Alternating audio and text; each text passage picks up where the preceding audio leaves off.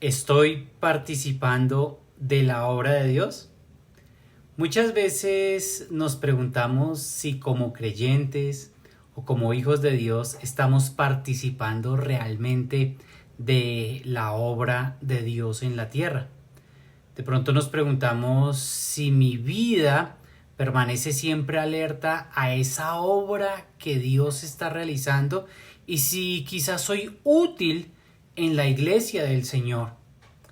La iglesia del Señor es columna y baluarte de la verdad. Pues hoy, a manera de reflexión más bien, y a manera también de una aplicación práctica en nuestras vidas, veremos algunos versículos en el libro de los Hechos, específicamente en Hechos capítulo 19, del versículo 8 al versículo 12. Y usted y yo tendremos la oportunidad de hacer 3 aplicaciones prácticas en la vida cristiana. No son las únicas, pero si usted vive estos 3 puntos que veremos en esta reflexión, usted podrá decir al final: Dios, ayúdame a participar mejor en la obra de Dios. Abra su Biblia, por favor, en Hechos capítulo 19 y vamos a observar a partir del versículo 8. Hechos capítulo 19 y versículo 8. ¿Ya está usted allí? Bueno, lea conmigo la Biblia en Hechos 19 y versículo 8, donde nos dice la palabra de Dios, la historia de Pablo allí en Éfeso. Y nos dice el versículo 8: y entrando Pablo en la sinagoga, habló con denuedo por espacio de 3 meses, discutiendo y persuadiendo acerca del reino de Dios. Miremos también el versículo 9. Pero endureciéndose algunos y no creyendo, maldiciendo el camino delante de la multitud, se apartó Pablo de ellos y separó a los discípulos, discutiendo cada día en la escuela de uno llamado Tirano. Entonces, ¿qué hacía Pablo allí en Éfeso? Bueno, este hombre estaba allí en la sinagoga y con denuedo, nos dice la Biblia, esto es, con gran valentía, sin ningún temor, este hombre estaba hablando allí por espacio de 3 meses, allí en esa sinagoga específicamente. Este hombre discutía, persuadía, sí, el Espíritu Santo, por medio de la exposición con valentía y sin temor y con mucha sabiduría del Señor, el Espíritu Santo convencía a los que estaban allí con respecto del reino de Dios. Pero, como ya lo hemos observado en todas estas reflexiones en los Hechos, pasa lo que va a pasar en muchos lugares y lo que ha pasado también en otras grandes ciudades. Se endurecieron algunos, esto es, se pusieron tercos. Algunos se pusieron tercos, no creyeron, estos rechazaron el mensaje y aún llegaron a la blasfemia, llegaron a maldecir el camino. Esto lo hicieron delante de la multitud. Bueno, pues Pablo, en la sabiduría del Señor, dice que se separó a los discípulos de esos que estaban allí discutiendo y forma un grupo aparte con los discípulos. Y es allí donde está discutiendo cada día en la escuela, otras traducciones dicen en la sala, en la casa, en un lugar propiedad de uno llamado Tirano. Allí este hombre, Pablo, el apóstol, exponía sus ideas y debatía. ¿Cuál sería el primer punto de que esta pregunta que estamos reflexionando en esta mañana? ¿Estoy participando en la obra de Dios? Bueno, aquí nos deja ver de una escuela de formación bíblica. Y el primer punto es: estudie para compartir vida y para crecer espiritualmente en una escuela de formación bíblica. Se lo repito. Estudie para compartir vida y para ser formado bíblicamente en una escuela bíblica. Bueno, se cree que estos hombres allí, la mayoría de estudiosos nos dicen que lo hacían después de las horas del trabajo, de 11 a.m. a 4 p.m. Dedicaban bastante tiempo. Era la hora más calurosa del día, cuando la gente se retiraba del trabajo para tomar alimento y quizá una siesta. Y aquí podemos ver algo. ¿Estudiar requiere cierto esfuerzo? Por supuesto. Sí o sí, el prepararte en una escuela de formación bíblica requerirá un esfuerzo, esa milla extra. Es un hábito de gracia donde tú y yo decidimos estudiar la palabra de Dios a pesar del cansancio.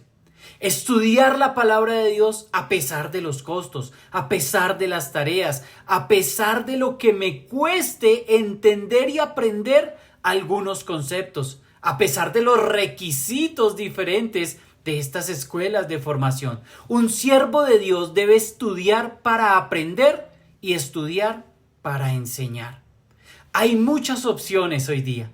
Hay seminarios internos y seminarios online o seminarios semipresenciales. Hay unos que se deben tomar esas clases online de manera sincrónica o de manera asincrónica. Hay seminarios e institutos de formación bíblica certificados, otros en proceso de certificación y otros informales, etcétera, etcétera, etcétera. Hay otros que son gratis, otros son de bajo costo, otros tienen un precio alto. Estamos en una temporada, querido hermano, donde estudiar es tan sencillo que si usted no lo hace, quizás por algún pretexto. Estudiar la palabra de Dios, y para estudiar la palabra de Dios hoy día no hay excusa. Sí o sí, usted y yo podemos participar de una escuela de formación bíblica. ¿Para qué? ¿Para saber más? ¿Para que se le infle la mente y se le endurezca el corazón? No, por supuesto que no. ¿Para presentar defensa de la razón de vuestra esperanza? Sí. Y para comunicar a otros las verdades del maravilloso Dios que usted y yo vivimos. Qué precioso conocer más a Dios por medio de esa escuela bíblica. Para ellos en Éfeso fue un gran privilegio.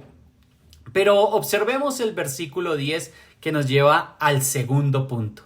El segundo punto es: haga parte de la misión global de Dios. Miremos el versículo 10.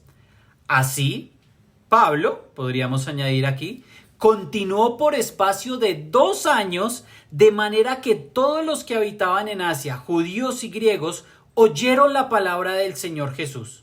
Sí, judíos y no judíos llegaron a escuchar la palabra del Señor. Todos.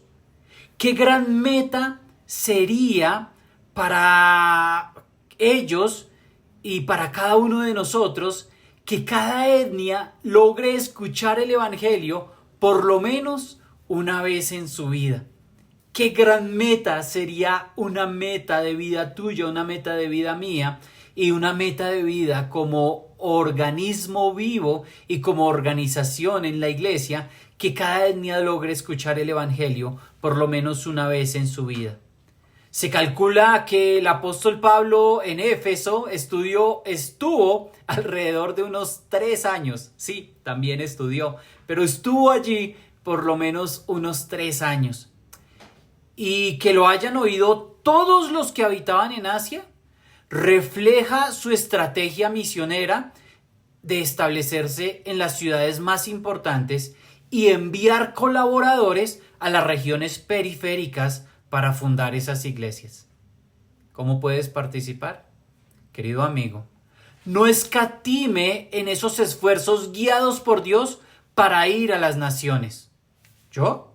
Sí, usted, el que está observando esta reflexión. Apoye las misiones, apoye a los misioneros, las estrategias, al comité misionero en su iglesia. Nos han dicho que existen 3 formas de hacer misiones: orando, dando y yendo.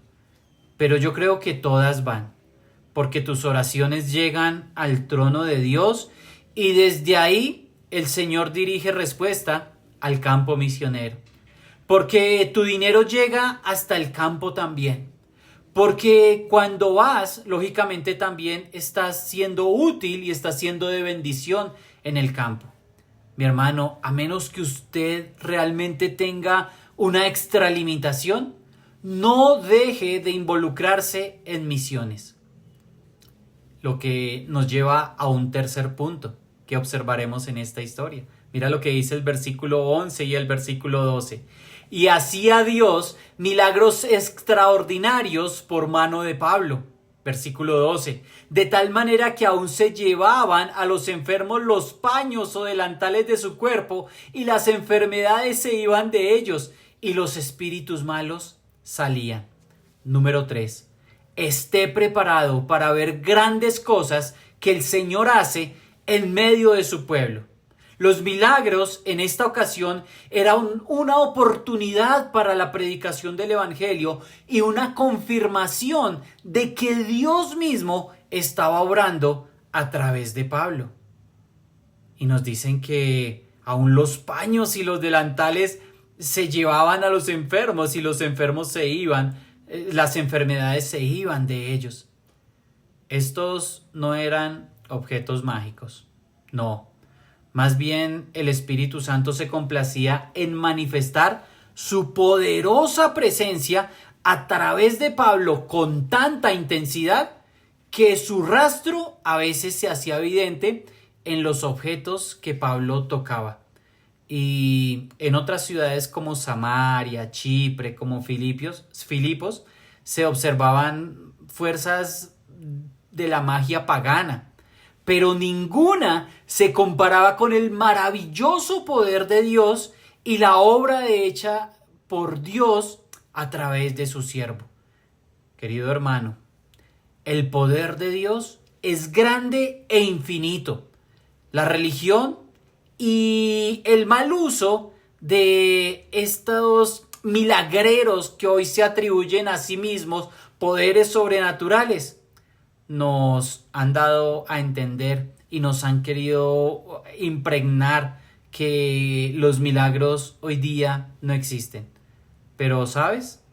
Cuando estamos involucrados en el estudio de la palabra del Señor, cuando estamos involucrados en las misiones, el poder de Dios es grande e infinito.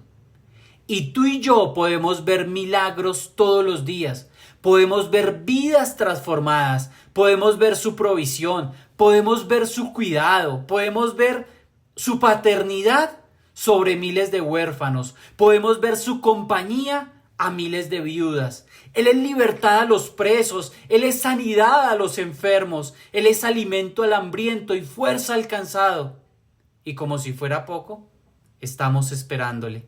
Un milagro maravilloso vendrá, porque ciertamente Él dijo: vengo en breve. Y sus siervos decimos: sí, ven, Señor Jesús. La pregunta de la reflexión es sencilla. ¿Estoy participando de la obra de Dios? 3 aplicaciones prácticas. Estudie para compartir en una escuela de formación bíblica. Haga parte de la misión de Dios en la tierra y esté preparado para ver grandes cosas que el Señor hace en medio de su pueblo. Buen día y bendiciones.